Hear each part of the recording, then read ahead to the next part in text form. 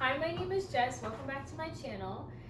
Today we're going to be doing a little bit of a different video. We're going to be giving our thoughts on the TV show Quiet on Set.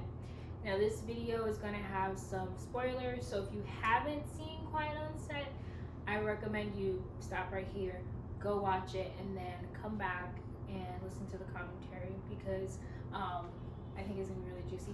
This is Sarah. Hi. And she has been my #1 motivator for watching the show because she's like, did you watch it yet? Did you watch it yet? Yes. And yeah, so I finally watched it. So overall thoughts, I'll let you start. Okay. So my overall thoughts was, like, I tried my best. Because you know when, like, a new show comes out and it's, like, juicy, like, you see all of the TikTok reels and, like, all of the things and the spoilers. I tried my best to not spoil it for me. But I obviously, you know, Drake Bell's interview was by far, like, intense. Like, I didn't even realize to the extent crazy. Like, Yeah. when I read those charges, Yeah. oh my goodness. Crazy. Yeah. I think as I was watching it, and they were like alluding to, yeah, it was a child actor, that the moment they brought him on camera, Oh my gosh. I actually got teary-eyed when he Yes. sat down. I was like, My whoa. heart dropped. Yeah.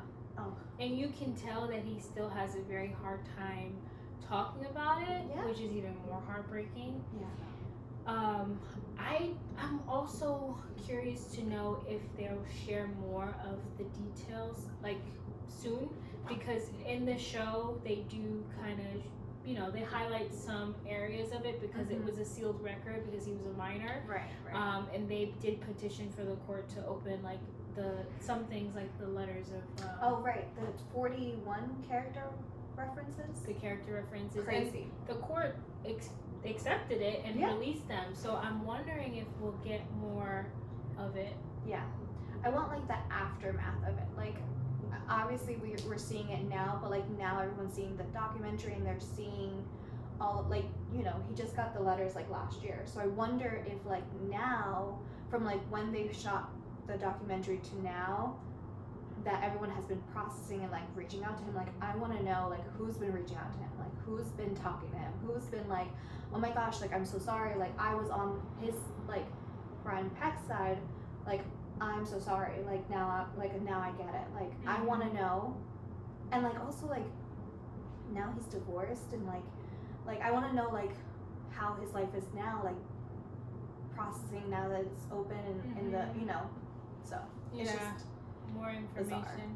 Yeah, because I remember hearing about, and it was in this show, I remember hearing something about him being charged with something, and then everyone was saying that he had these crazy charges, and then he just moved overseas and created a new life for himself. Right. And it seems like the band, like having his own band, making his own music has been consistent since he was a child. Yeah. And seems like a safe space for him. Yes.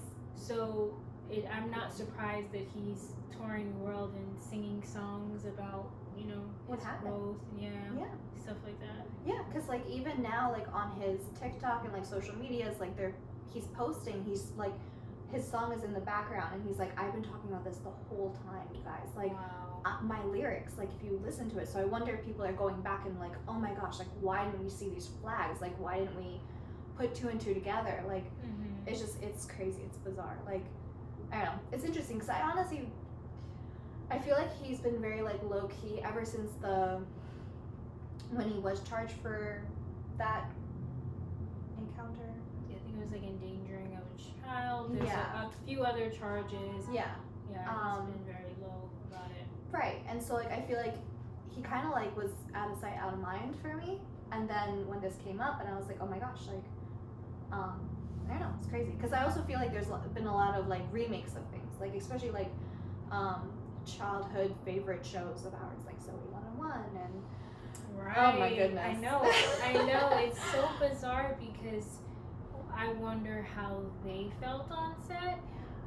And I think the most interesting part about this whole thing was how many people who shouldn't have been around kids Oh my gosh. were around kids, and then also after he was convicted and sentenced and released, that he was still allowed around kids, which made zero sense. Yeah. And it also does kind of seem like a slap in the face when you think about the work we do and trying to get our clients a job, and they're like, well, no, because you have Open an case. arrest from 13 years ago, so you can't have a job.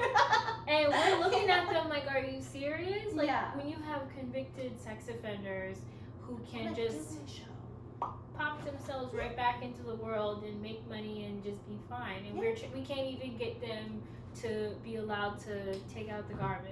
It's like, it's bizarre. No, it's absolutely bizarre. Like, having an open case, not even being convicted of anything, versus someone who legit got convicted, went to prison or jail, whatever, prison, for 4 months out of the 16 months, which is a whole different other topic, but and then was right back. Whereas, you know, Disney stars were like shamed and like shunned from the world when they had like a bikini on or like a belly ring. A belly ring. God forbid. A nose ring. God forbid. They, you know, they go to the beach to enjoy some nice weather after God knows what they're dealing with on set all these hours. Right. And then you have, and then Disney's like, oh, you know, we'll just have a, you know, sex offender being a teacher for all these young, you know, actors. Like Drake Bell, like he said that how Brian Peck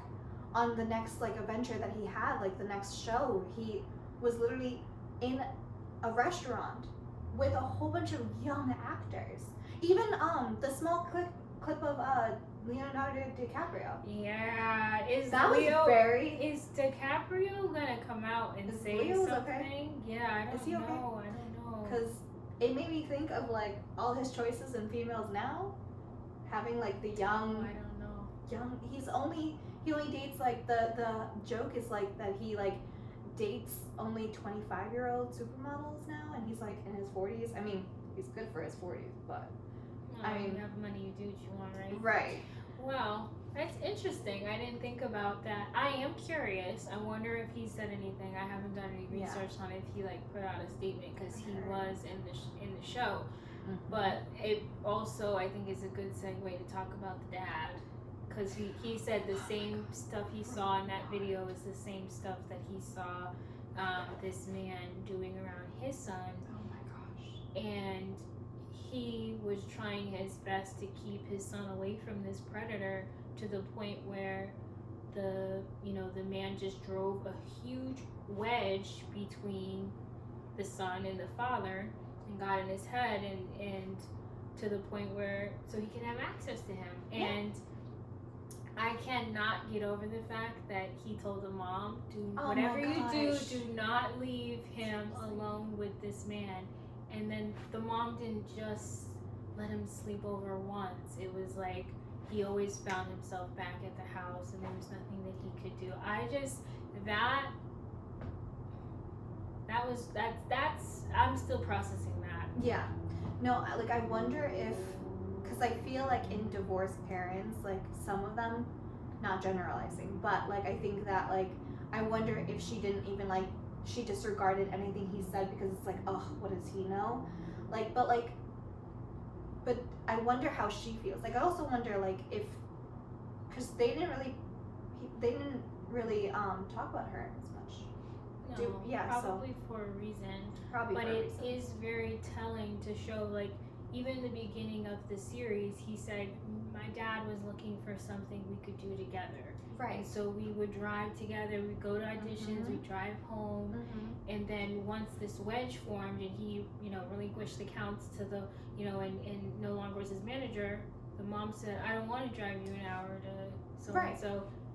Here, you can drive him, even though my ex-husband said that he's a freaking predator. So I'm just curious to know, because at the end of the day, people who are dangerous a lot of times, especially with sex offenders with young children, we know they do come off as very pleasant and charming. A lot of people are always so perplexed when they find out, wow, that is what they were so polite. They were so kind. And so a little bit about me, I actually have a degree in criminal justice, so that's what I studied in my undergrad. Just throwing that out there. People are probably like, what does she know about anything? But that is something that is a consistent thing when you're dealing with people who have that. I don't want to call it a fetish because we're not even gonna get into it. Yeah, no. And I don't even know if YouTube will even let us. Yeah, there's certain things that we probably should not be saying. I know. Why should I chop up the video? Chop up the video so it doesn't. But you guys get it. You guys get it. So it'll be fine. Yes. So either way, I think it's important to have a level of respect for your partner, your ex-partner. If you have kids with someone, and even, like, let's say the roles were reversed, and it was the mother that said to the father, "Whatever you do, keep our son away from this person." Right. Despite whether you're divorced or whatever, you know, you guys have this same common interest, which is your son's safety, right? So I wanted to hear how he found out, because we hear that he calls his dad and says they got him, and he's like, oh, thank God he didn't get you. And you hear he didn't tell him, like, it was me. And they ask, okay, but they don't tell the story. How did you find out? Who told you? Right. I need to know. Yeah, I need to know so much. Like, there's so much more unpacking that could be done, but like, I also feel like in noticing, like, I wonder if people are now looking back and going like, wow, like he did isolate Drake Bell. Like, he isolated him from his support system. He tried to isolate him when he got to an actual, support system of his girlfriend at the time and the girlfriend's mother. Thank goodness someone was looking out for him, because no one else seemed to like be aware of like, that's a little weird. Like, why are you going with a grown man that's not your like anyone to Disneyland that much? Like, why is he pressing you so much? 40 calls? That is wild. A house phone. And then you call someone else's phone, like that. Yeah, it is ballsy. Like, the idea that you don't think that someone's going to question why you are calling my phone for someone else, for a child, is crazy to me. Which is why I feel like he had this like, oh, I'm not gonna get caught. Like, oh, it's okay. Like, it's like a sense of entitlement, right? Like, I'm so secure in my position that like there's no way that I'm going to be questioned about he'll say anything, right? Because he hasn't yet, and he probably won't.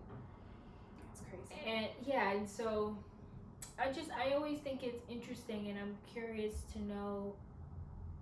I want to hear more about the dad and son dynamic, and if like when he was being abused, why didn't he ever reach out to his dad? Why is it that he called his mom and exploded and said anything? Right. Like, their relationship was that strained, that he didn't even call his dad. Yeah. He was trying to protect him from that guy because he thought it was a weirdo. Right. Maybe it was embarrassment, shame. Probably. Could be a lot of things. Yeah, and who knows like what their actual dynamic was. Like, maybe because the father was doing something to get them to bond, like maybe he didn't, like, they had to build the trust, they had to build like the foundation again, and like maybe that was the extent of it. Like, okay, now they could just focus on auditions and they could focus on like casting and whatever the case was.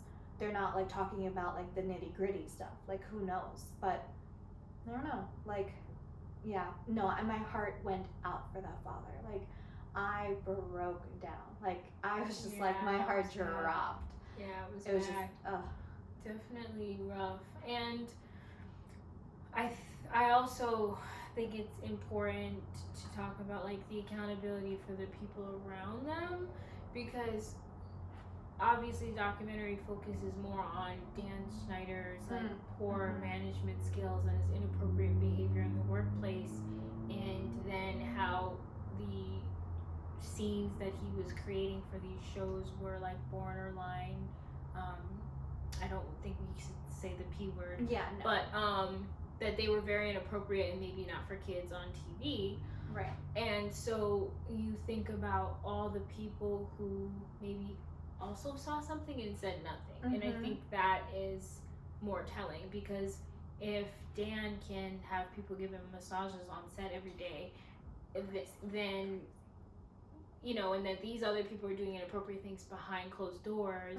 It's like, so if everyone sees inappropriate behavior in public and they say nothing, I can only imagine the stuff that's happening behind closed doors that people maybe have inklings about, and then they just don't say anything because, oh, everyone wants to be on TV. Oh, this is a good opportunity. Oh, this is an opportunity of lifetime. Yeah. I hate when people say that.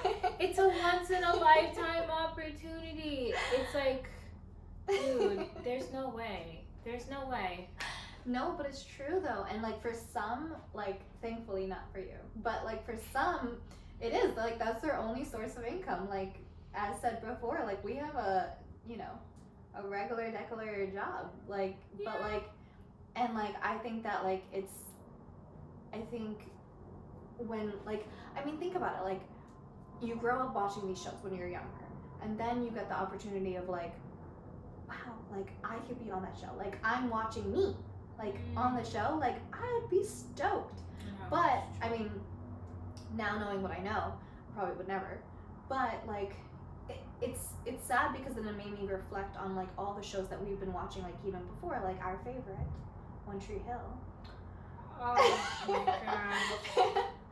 Yeah, and like the girls on that show like talk about, you know, their experiences on their sets, and like it's a different producer. I literally had to, when I was watching this documentary, I had to double check that Dan Schneider was not the producer or whatever, the creator of that show, was someone else.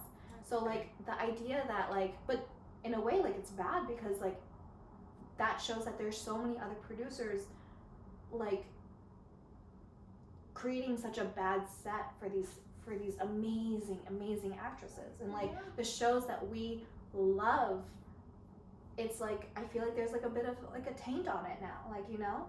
Yeah, I do. I don't know. Yeah, it's hard. Even like with Shake It Up, you can't watch Shake It Up, or you can't look back at clips without thinking like that Bella Thorne was assaulted, you know, at that age consistently. Yeah. Like it's just things you can't unhear them, right? And you're not seeing them, but you feel them, or you know that there's something underneath that, and it does ruin it. It really does ruin it. And I've only been on one set, and it was super ghetto, and I was background, and it was and it's like, yeah, you guys are treating background like they're pieces of trash. I can't, and people who have roles, who have main lines, are complaining. Yeah, and could just imagine. You can only imagine what's going on, and it's interesting. It really is, but I think there is an opportunity for growth here, and I'm happy that people are speaking out and they're saying something.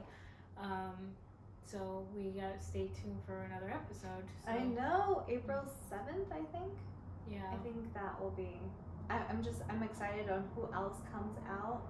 Like, hopefully. I hope everyone just exposes everyone at this point. Like, I hope everyone jumps on the bandwagon. Yeah. I want everyone to talk. I want everyone to expose.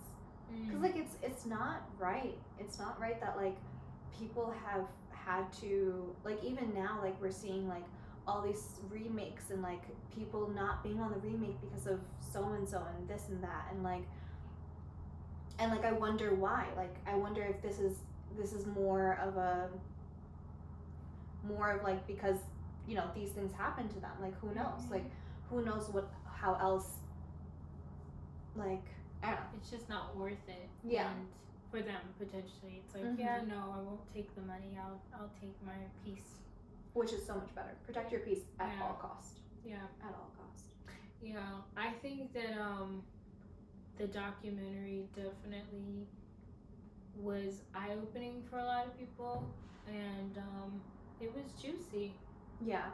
But can we talk about the point where Dan Schneider actually made that woman bend over? I had to look up what that word meant, which is did not flabbergasted. I did not understand. I couldn't like as they were talking about it, like I vividly like tried to picture it, and I could not picture it because I was just like horrified by like people just stood around and just watched that. Like the woman in me was just roaring. It was just I was not. The fact that they shared a salary for so long was just oh my goodness ridiculous to me. Like you really, and then it turns out that like they didn't even need to do all that. It's crazy. All that weird stuff that he would have them do, he would just tell people to say stuff, yell stuff out loud in the middle of the day. And they did it. Like that was like talk about like being a bot in your job place. Like I joke about it all the time, but like jobs make you do whatever they make you do, but like in theory, like this was like legit. Like he literally was just like he was like king of the world. Like I felt like he went in and he was like, I'm king of the world. I could do whatever I want, and they did it. Like I don't know. It's like I wonder what the agents said. Like the agents was like okay with this. Like I don't know. Yeah. Other people in the world were okay with this. Well, I did notice at the very end because Dan, I guess, has made comments. Like they asked him, he didn't come onto the documentary, but he answered questions, and he'll like deny claims. Mm-hmm. And the very end, it stated that everything that he produced was approved. Right. And that last thing, I was like, so everyone should be held accountable because not only was it left the writing room, because you have to remember after the writing room it has to be approved again, right? So it didn't just it made the writing room cut, it made the they made the scenes, it made the edits, and then the final copy was cleared to be aired. Exactly. And I think that was very telling, and also kind of made me not want to give Dan grace, because absolutely not, but I'm saying that it's everyone who around him I think was also inappropriate, and also playing into this, like even the role that one of the roles that Amanda Bynes had to play. No, was it Amanda Bynes? Amanda? Yeah. The characters, how they'd always dress up as the characters, and it was like the sodomite teacher or something. Oh, or something. right. No, what was it? Teacher. The Tate something Tate. Oh yes, the Tate.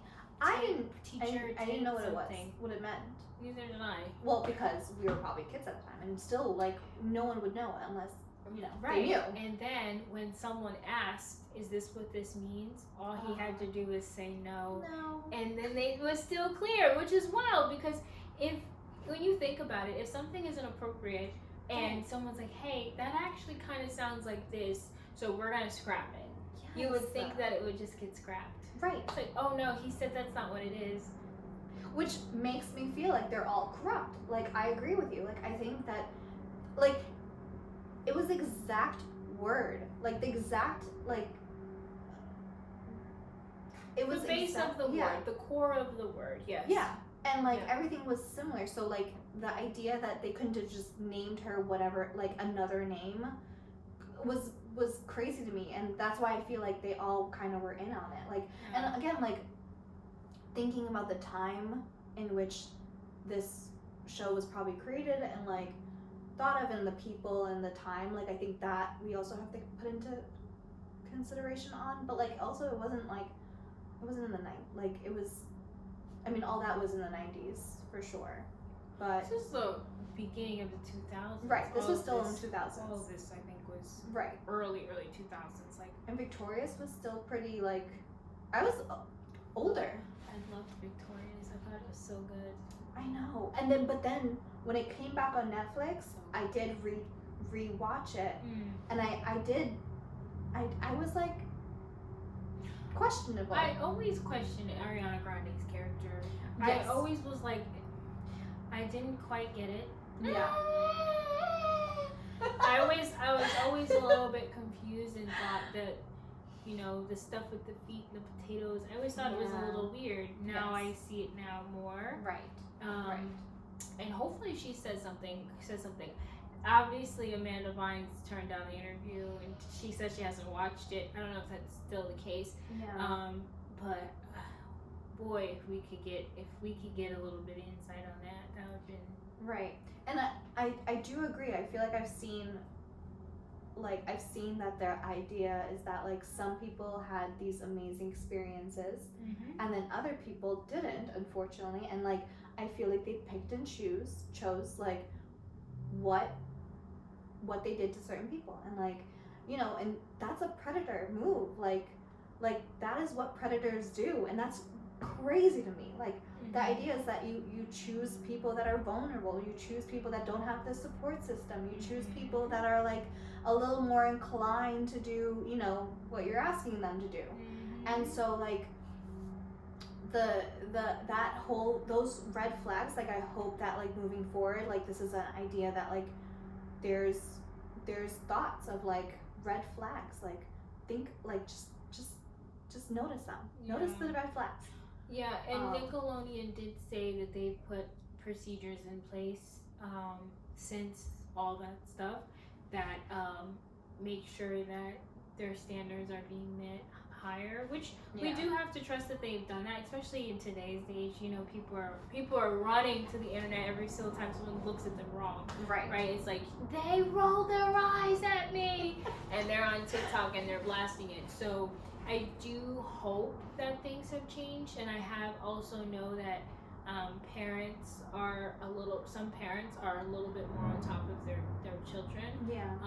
I love hearing about Marcy Martin, which I tell you about, because her parents say that like both her parents are on set.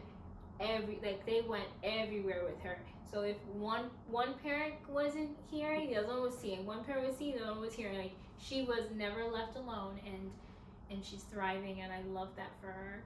So nice. Yeah, it's beautiful, and you also have to have the bandwidth and the capability to do that. You know, not every parent can chase their child's dream with them, right? And just understanding that. And then the child labor laws that they would break, and they would have them working for so many hours. That's insane. And anyone who has the argument of, oh, well, they're getting paid, that's just silly. They're kids. That's number one. When I worked, my very first job when I was under 18, and I worked at the mall, I was only allowed to work a certain amount of hours at the shoe store. They couldn't, they were like, oh, you're done. They clocked me out because there's laws against that. You cannot do that. And so you can't be against sweatshops, but before kids working on sets for, do you know what I mean? It's can't not, have it both ways. You can't have it both ways. Absolutely not. Yeah, no. Downing sugar, they're spitting it up, they're choking on it. I'm like, no. Even the slime, the stuff with the that black kid where his mom was like, absolutely not, and he got kicked off the show. Oh my goodness. But I think that's why a lot of parents are like, no, because they don't want to mess it up for their kid. And I could see that process, I could see that understanding, but again, and I think it goes back to what you were saying in terms of being able to say no and being able to be okay because you have another backup. A lot of these people, they were just no, it has, they kept drilling it into the kid or the parents that this was their one-time opportunity. They are never gonna get anything better.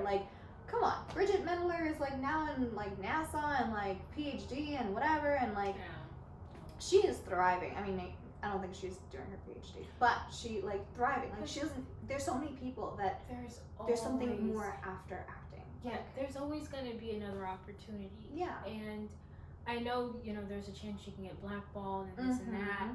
Sure, but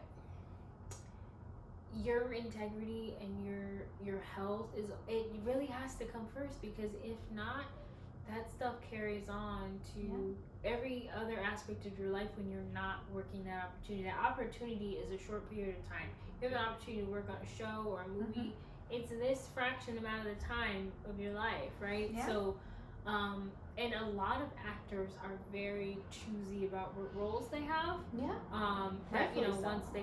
once they get to a certain place, but they're like, you can't do every role. Like even me, I signed up for background acting, and they'll want me to do like a drug, what is it, like drug addict or something like that. And I say I'm not available because there's no way I'm going to pretend to be a drug addict on the street, unhoused, on the side of the road. I'm just, for me, I'm good. I'm not doing it. And I get other people feel like they have to, and you know, everyone has a role to play. But I also think that what you do has an effect. Yes. And so I'm not gonna play those roles, even if it is in the background. Sorry. Yeah. But I'm not doing it. And like I feel like that having that kind of stand, like it just helps it for further on. Like I feel like more people should have that role coming into this type of environment. And I think that like being able to kind of stand on your own and being like, well, I'm not going to do that. I'm not going to, you know, lower my standards for this kind of environment. Like, I don't know, like low key, I feel like it's like a respect thing. Like, it's like have like, respect for yourself. Yeah, have a respect for yourself, because then how are they going to respect you? Like, why would they respect you if you don't respect yourself? Right. So, yeah. Love it. I do. Okay. I'm excited. Yeah, me too. I think that's good. I think that's it. All right. We have to, you know, leave them wanting a little bit more. Or, you know, come back for the other review for part 2. Yeah, once it comes out, we'll have to do another one. If you haven't done so already, subscribe. Let us know what you thought about the video. Let me know if you want to see more sit downs. I really am. Now that I got my space all decorated, It's nice, y'all. I want to sit down more. I want to like talk and not be just in my bathroom. So we gotta shake it up. You know? yeah, shake it up, shake it up. All right, you guys stay blessed. We'll see you soon. Bye.